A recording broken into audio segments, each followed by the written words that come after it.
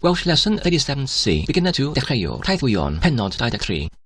Ar y penwythnos hynny, gwnaeth i mynd I gael te prynawn gyda fy nifnithiad Catrin a'i gŵr Peredur, oreddent o'r holl deulu ewythyr Siôn am odrib delydd yn y fan yna hefyd dros de a thesyn, oreddym siarad Anglin a'i gwili ar y gwybforio long, a fyddi'r rhyngryd ar y gwybforio long, a fyddwch chi'n gallu ein gysylltu gyda ni yn y fan yna, gwnaeth Fion gofyn. Bydder, meddai Catrin, nid ydw i'n sicr am hynny, byddwch chi'n cael e-bost o ddiwrthym ar y gwybforio long, a byddem ni'n cael infonio o ddiwrthych ar y gwybforio long, gwnaeth Gwilym gofyn, nid yn debygol, gwnaeth Peredur ateb, ond ni fyddech os ydys rhyw fath o ffôn cloeren ar y gwybforio long, byddyd, meddai Fion, oherwydd yma'r gwybforio long I gyd mor llawn offer yn y dyddiau hyn, ond y bydder y biafrydd o dramwywyr nid yn eisiau I gysylltu gyda'r byd pan rydyn nhw'n mynd ar eu gwyliau, felly ni fyddyd oherwydd na fyddyd yn digon o archebion ar ei gyfer, ond os ydys rhyngryd, byddom ni'n gallu gysylltu trwy'r e-bost, gwnaeth Fion dweud, fe fyddyd ti'n gallu, meddai Catrin, ond nid ydw i'n gwybod os byddwn ni'n gallu, oherwydd ar leif a wybforio long yn aml iawn, y mae'r rhyngryd yn wael. Wel, os nad wneud di'n gysylltu gyda'r gweddill o'r byd, mi fyddech ti'n cael gwyliau gwech